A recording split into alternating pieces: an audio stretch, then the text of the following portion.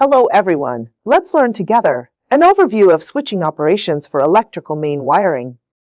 In this lesson, everyone needs to, through study, master the basic concepts of switching operations for electrical main wiring, as well as the main content, the four working states of electrical equipment, and the basic principles of switching operations for electrical main wiring. Through learning this knowledge, you will be able to analyze and determine the various working states of electrical equipment and have the ability to perform switching operations for electrical main wiring. At the same time, you can develop an awareness of safe electricity use, teamwork skills, and good professional ethics.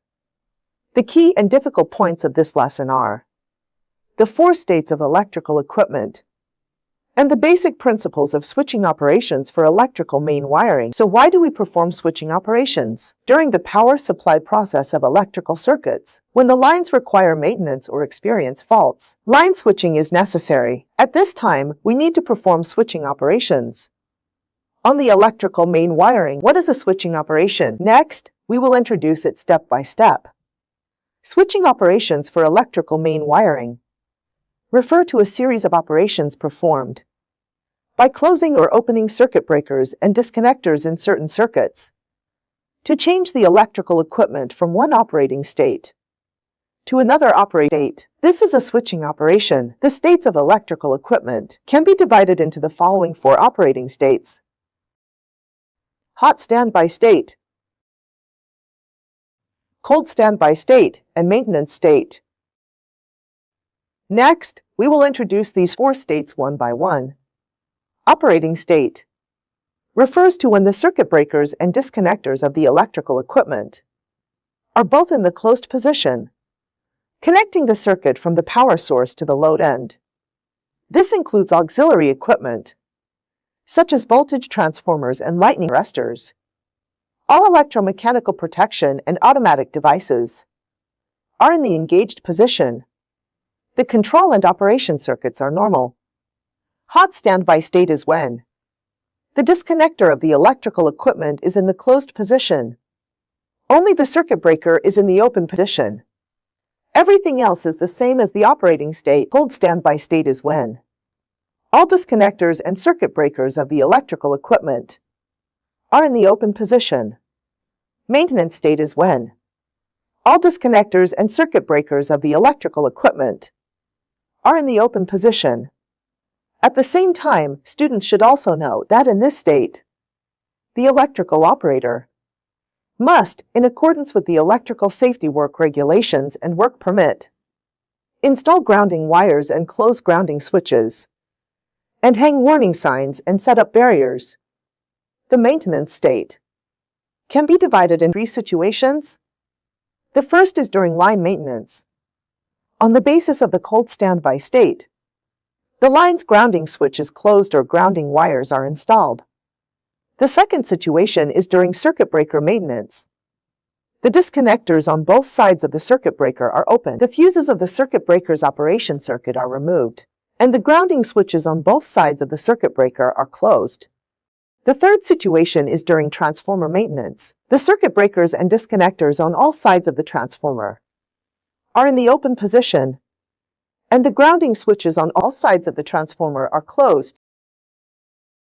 After understanding the several states of electrical equipment, let's look at what the main content of switching operations for electrical main wiring includes. It mainly includes one power on and power off operations for electrical line, power on and power off operations for power transformers, 3 startup synchronization and shutdown operations for generators, changes in busbar wiring methods and busbar transfer operations, 5 changes in neutral point grounding methods, 6 changes in the operating states of electromechanical protection. automatic devices, save and installation and removal of grounding wires, etc. During switching operations for electrical main wiring, we must establish a strong sense of standardization and operate according to the principles of operation.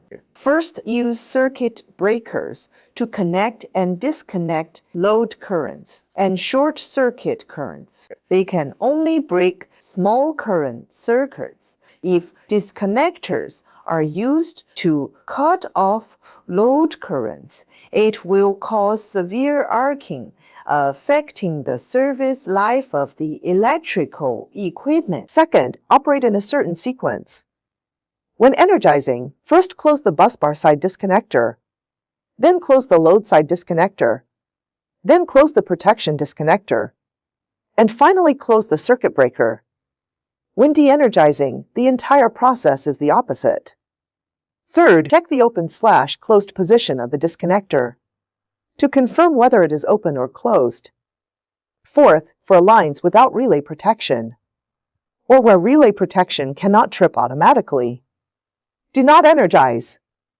Fifth, oil circuit breakers and withdrawable circuit breakers in operation are not allowed to be manually opened or closed.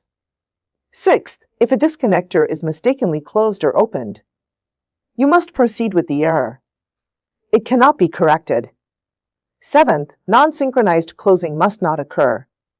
Eighth, the operating sequence for disconnectors on both sides of a transformer is: when de-energizing, first open the load side disconnector, then open the power source side disconnector. When energizing, it is the opposite. Ninth, for busbar switching disconnectors, the closing and opening steps are: first close the disconnector on the standby busbar, then open the disconnector on the operating busbar to avoid prolonged power outages. 10th, if no circuit breaker is installed in the circuit, and high-voltage disconnectors and dropout fuses are used, to open and close electrical equipment, operate according to regulations. So, when actually performing switching operations, what specific procedures do we need to complete? First, receive the task and clarify the operation objective. The operator fills out the operation ticket. The supervisor and shift leader are responsible for reviewing the operation ticket. Perform a simulated operation using the Mimic panel. Make preparations in advance before the operation. Execute the operation. Verify the equipment and call out and repeat the commands. The supervisor checks off each item on the ticket. Record, lock the ticket, review, evaluate, summarize, and other tasks. So how do you fill out a switching operation ticket? When filling out the operation ticket, first note that, based on the time and task of the issued by the dispatcher, the operator is responsible for filling out the switching operation ticket.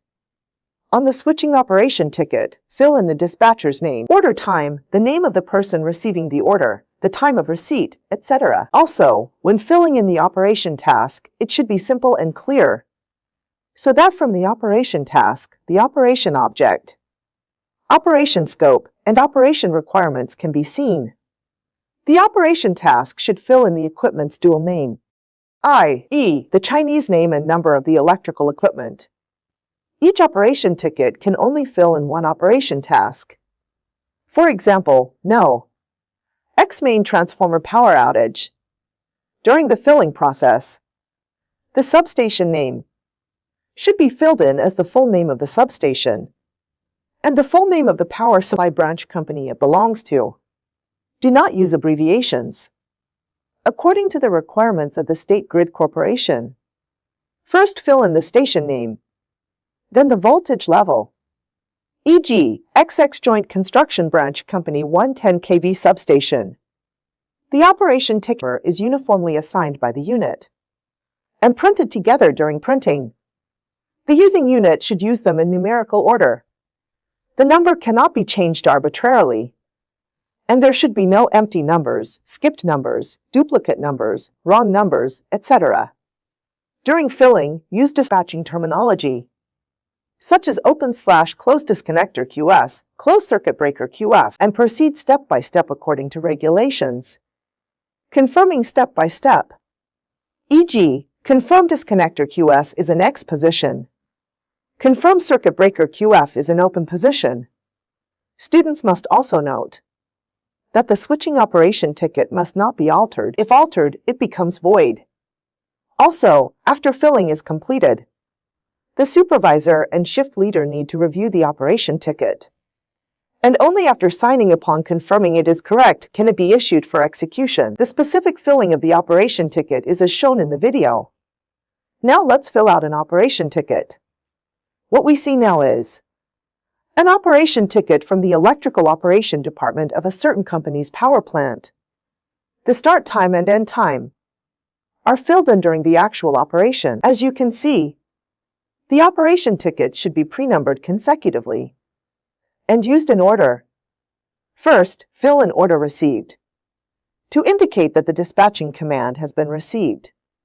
The basis for performing switching operations is the dispatching command. Then fill in according to the operation sequence. First, the ticket face must be overall neat, with clear handwriting and no alterations. Our operation items must be correct. The sequence must not be reversed, with no omissions or extra items. Finally, after we finish filling, for any unfilled spaces on the operation ticket, from the first empty line, use an end mark to conclude. This symbol is the end mark. Finally, we must ensure that the operation ticket has a clear operation task, dispatching name, and the content matches the items signed on the operation ticket. After the operation ticket is filled out, the operator checks it themselves and signs after confirming it is correct. It must not be signed by others or with an imitation signature. Non-operators must not fill out operation tickets. Then the supervisor and shift personnel sign personally. If not operating according to this, what consequences might occur? Let's watch a video below. It wasn't me. It wasn't me. I took the wrong one.